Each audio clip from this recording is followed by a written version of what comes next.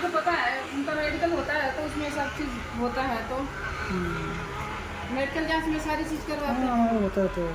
ये तो डर रहा है ना, कभी नहीं किया ना हाँ, ये चीज़ तो है। इसी।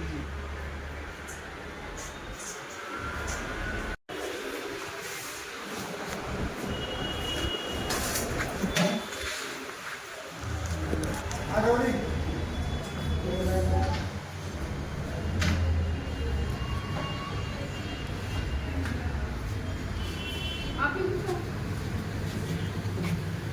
अंदर ले लो थोड़ा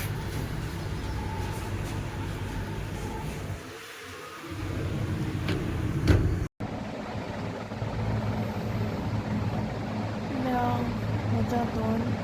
ꯌꯨꯝꯗ ꯄꯨꯊꯔꯛꯑꯦ ꯗꯤꯁꯆꯥꯔꯖ ꯇꯧꯕ ꯗꯤꯁꯆꯥꯔꯖ ꯇꯧꯔꯒ ꯄꯨꯔꯛꯄꯗꯣ ꯊꯣꯛꯂꯛꯑꯝꯗꯥꯏꯗꯣ ꯑꯥꯗꯒꯤ ꯑꯔꯨꯝꯒ ꯀꯟꯅ ꯍꯧꯔꯛꯑꯦꯕꯀꯣ 102 103 ꯑꯗꯨꯃꯥꯏꯅ ꯑꯗꯣ ꯍꯧꯔꯛꯑꯦ ꯌꯨꯝꯗ ꯅꯨꯡꯗꯥꯡ ꯑꯃ ꯂꯩꯔꯦ ꯑꯔꯨꯝ ꯍꯧꯔꯦꯅ ꯄꯦꯔꯥꯁꯤꯇꯥꯃꯣꯜꯗꯣ 2 ꯆꯥꯔꯦ ꯐꯠꯇ꯭ꯔꯦ ꯑꯦꯟꯇꯤꯕꯥꯏꯑꯣꯇꯤꯛ 2 ꯆꯥꯔꯕꯒꯤ ꯑꯩ ꯀꯣꯛꯁꯦ ꯉꯥꯛꯇꯪ ꯍꯤꯞꯄ ꯍꯧꯒꯠꯂꯛꯄ ꯄꯨꯈꯠꯄ ꯉꯝꯗ꯭ꯔꯦ ꯀꯣꯛꯁꯦ ꯉꯥꯎꯗꯅ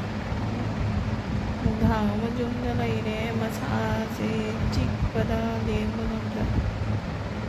ꯑꯗꯩꯗꯤ ꯅꯣꯡꯉꯥꯜꯂꯒ ꯉꯔꯥꯡ ꯅꯨꯡꯊꯤꯟꯁꯦ ꯄꯨꯡ 3ꯒꯤꯗꯨꯗ ꯑꯩꯈꯣꯏꯒꯤ ꯑꯥꯗ ꯌꯨꯅꯤꯠꯀꯤ ꯍꯣꯁꯄꯤꯇꯥꯜ ꯑꯃ ꯂꯩꯕ ꯀꯦꯝ ꯃꯅꯨꯡꯗ ꯌꯨꯅꯤꯠ ꯍꯣꯁꯄꯤꯇꯥꯜꯗꯣ ꯆꯠꯂꯦ ꯖꯦꯡꯍꯟꯁꯦꯅ ꯆꯠꯂꯀꯥꯟꯗ ꯑꯥꯗꯒꯤ ꯔꯦꯐꯔ ꯇꯧꯔꯛꯑꯦ ꯁꯤꯒ ꯍꯣꯁꯄꯤꯇꯥꯜ ꯑꯆꯧꯕꯗ ꯆꯦꯟꯍꯜꯂꯨꯕꯅꯦ ꯑꯩꯃꯨꯛ ꯍꯧꯖꯤꯛ ꯉꯔꯥꯡꯗꯒꯤ ꯑꯦꯗꯃꯤꯠ ꯇꯧꯔ ꯂꯩꯔꯦꯕ ꯉꯔꯥꯡ ꯅꯨꯡꯊꯤꯜ ꯄꯨꯡ 3ꯗ ꯑꯦꯗꯃꯤꯠ ꯇꯧꯔꯛꯏ ꯀꯥꯔꯦꯟ ꯆꯠꯂꯨꯔꯦ ꯃꯌꯥꯝ ꯍꯧꯖꯤꯛꯇ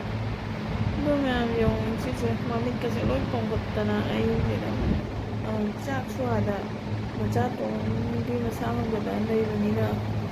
ꯑꯉꯥꯡ ꯃꯁꯥ ꯉꯝꯗꯕꯅꯤꯅ ꯆꯥꯛꯀꯁꯨ ꯆꯥꯅꯤꯡꯕ ꯐꯥꯎꯗꯦꯕꯀꯣ ꯑꯗꯨꯝ ꯅꯍꯥꯟꯗꯩ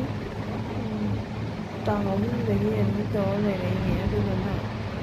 ꯆꯥꯛꯀꯁꯨ ꯆꯥꯕ ꯊꯛꯇꯕ ꯑꯗꯩꯗꯤ ꯑꯗꯨꯅꯤ ꯃꯃꯤꯠꯀꯁꯦ ꯂꯣꯏ ꯄꯣꯝꯈꯠꯂꯦ ꯑꯗꯣ ꯁꯤꯗ ꯂꯥꯛꯑꯦ ꯑꯦꯗꯃꯤꯠ ꯇꯧꯔꯦ ꯉꯔꯥꯡꯗꯨꯗꯤ ꯁꯂꯥꯏꯟ ꯆꯠꯂꯨꯕꯒꯤꯗꯤ ꯁꯤꯒꯤ ꯕꯣꯇꯜ ꯃꯆꯥꯁꯦ ꯁꯤ ꯕꯣꯇꯜ ꯃꯆꯥꯁꯦ 6-7 ꯁꯨꯔꯦ 6-7 ꯑꯃꯨꯛ ꯁꯨꯔꯦꯕꯀꯣ ꯍꯥꯟꯅꯦꯕ ꯁꯤꯒꯤ ꯗ꯭ꯔꯤꯞꯁꯦ ꯑꯗꯣ ꯃꯆꯥꯇꯣꯟꯁꯨ ꯊꯝꯃꯝꯗꯤ ꯀꯃꯥꯏꯅ ꯊꯝꯃꯝꯗꯣꯔꯤꯕ ꯊꯝꯃꯝꯕ ꯌꯥꯗꯕꯅꯤꯅ ꯃꯥꯁꯨ ꯄꯨꯔꯒ ꯍꯤꯞꯄꯤ ꯌꯦꯡꯉꯨ ꯀꯣꯛ ꯁꯥꯏꯗ ꯃꯌꯥꯝ ꯑꯗꯣ ꯀꯩꯅꯣ ꯇꯧꯔꯦ ꯃꯣꯏ ꯕ꯭ꯂꯠ ꯇꯦꯁ ꯇꯧꯔꯦ ꯁꯦꯝꯄꯜ ꯀꯩꯀꯥ ꯃꯌꯥꯝ ꯂꯧꯗꯅ ECG ꯇꯧꯔꯦ ꯑꯦꯛꯁꯔꯦ ꯂꯧꯔꯦ ꯑꯗꯩꯗꯤ ꯕ꯭ꯂꯠꯁꯨ ꯁꯦꯝꯄꯜ 4-5ꯔꯛ ꯂꯧꯈ꯭ꯔꯦꯕꯀꯣ ꯑꯗꯣ ꯔꯤꯄꯣꯔꯠꯇꯣ ꯈꯔ ꯑꯃ ꯂꯥꯛꯑꯦ ꯗꯦꯡꯒꯨ ꯄꯣꯖꯤꯇꯤꯚ ꯑꯣꯏꯔꯦ ꯍꯥꯏꯅ ꯑꯃꯨꯛ ꯍꯥꯏꯔꯦ ꯈꯪꯗꯦꯗ ꯀꯃꯥꯏꯅ ꯇꯧꯏ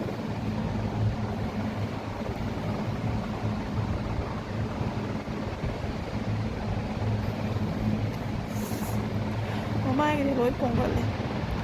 ꯃꯁꯥꯁꯦ ꯌꯥꯝ ꯆꯤꯛꯏꯕꯀꯣ ꯁꯥꯊꯤꯅ ꯆꯤꯛꯏꯕ ꯃꯣꯏ ꯕ꯭ꯔꯁꯀ ꯇꯦꯡꯒꯅꯨ ꯍꯥꯏ ꯕ꯭ꯔꯁꯀ ꯇꯦꯡꯉꯗꯤ ꯏ ꯊꯣꯛꯑꯗꯤ ꯈꯛꯑꯣꯏꯅꯀꯣ